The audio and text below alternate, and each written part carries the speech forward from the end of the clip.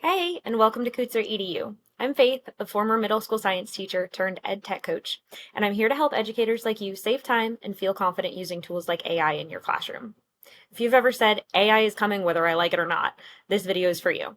Today I'm going to show you how to stop worrying about your students using AI and start using it to actually make your job easier. So today we're going to focus on how K-12 teachers can work with AI instead of against it.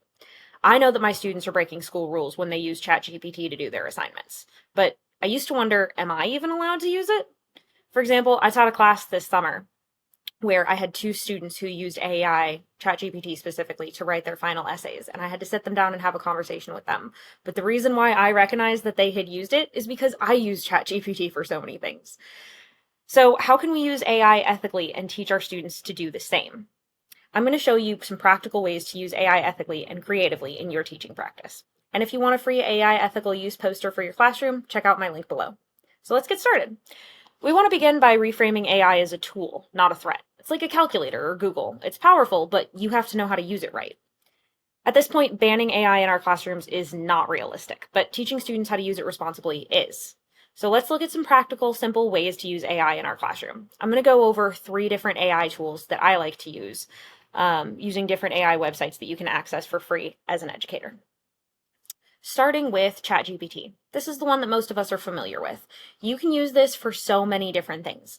I like to use it for making worksheets because you can give it so many different inputs. You can give it the standards, the grade level, the number of points that you want them to be worth, what kind of questions you want your kids to answer. So for example, I put one in here, write a 5E lesson on moon phases for 6th grade. But we want it to be fun for them, not just a boring worksheet, so make it themed after something that that age group would be interested in.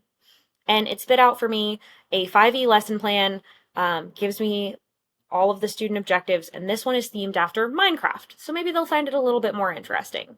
Gives me some suggestions for how to engage them, works through the other 4 E's in the 5E lesson, and then at the end it asks if I'm going to want help making this into a printable version or a slide deck. There are so many different things that you can do with this, so just play around with that, and this one's totally free.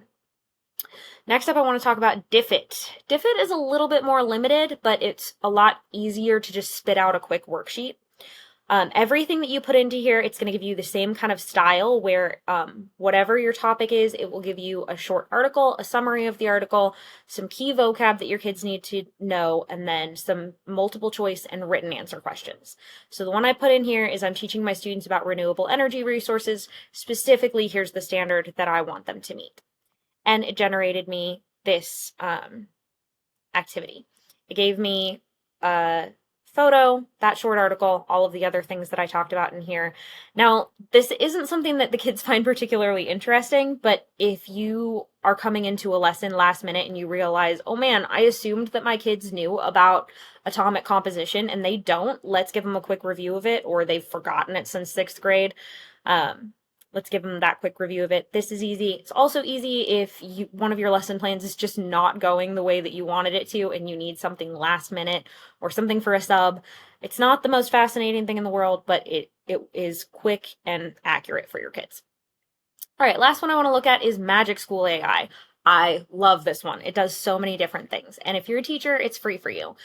If you create an account, just take a few minutes to look through all of the different things that it does. It can make you pictures. It can generate worksheets, rewrite assignments to the right grade level. If you have a friend that gave you something, but they teach high school and you need to dumb it down for 4th graders. Not dumb it down, but simplify it for 4th graders.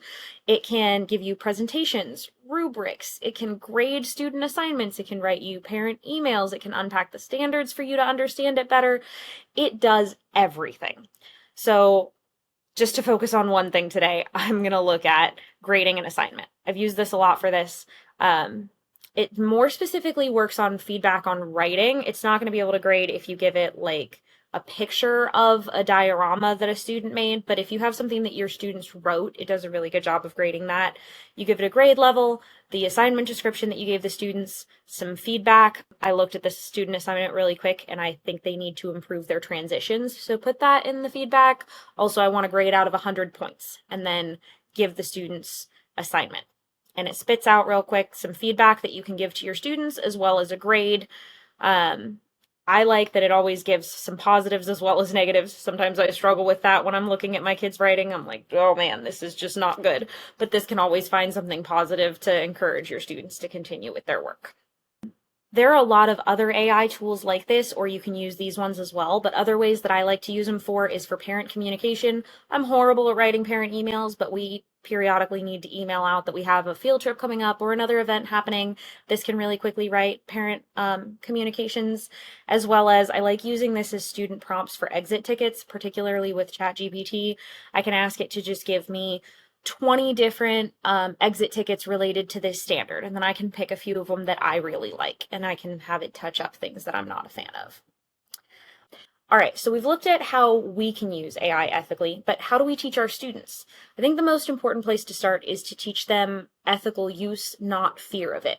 My generation was always taught with Wikipedia that it was just something we had to completely avoid, it was useless, and it wasn't a good source. None of us listened to it. We still used Wikipedia. Our kids are going to do the same thing. So they're going to use AI. How do we teach them to use it correctly? One of the most powerful things we can do is to teach students how to use it the right way, especially since their careers are probably going to involve AI use, whether it's a requirement of their job or it's just something they're going to choose to make their job easier. It's important that we lay the foundation for how they can use it correctly now while they're in school. So we can start with modeling responsible use. For example, use AI to give you some essay topics, but not write your essay for you. Give them outlets in which they can use AI for this so they don't necessarily feel like they're getting away with something when they do use it. Also, make a space for reflection after. You can have them do an exit slip after doing an activity with AI that's how did AI help or challenge your thinking today, so that they really get that metacognition of like, how did it help me rather than just how am I copying it. They need to look at what they're using.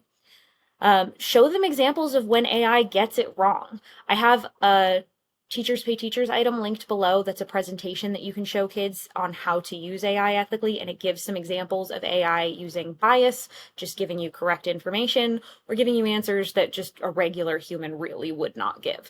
So show them that it's not always infallible.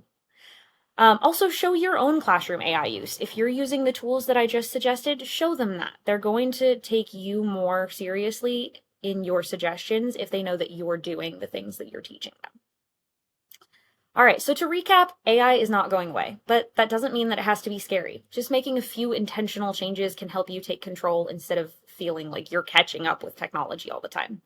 If you want that free AI ethical use poster, please sign up for the newsletter below. If you want that presentation on teaching your kids about using AI ethically, be sure to check it out on my Teachers Pay Teachers store. And if this helped, hit that like button and subscribe. It helps other teachers find these videos and tells me that you want more ed tech videos like this. Thank you.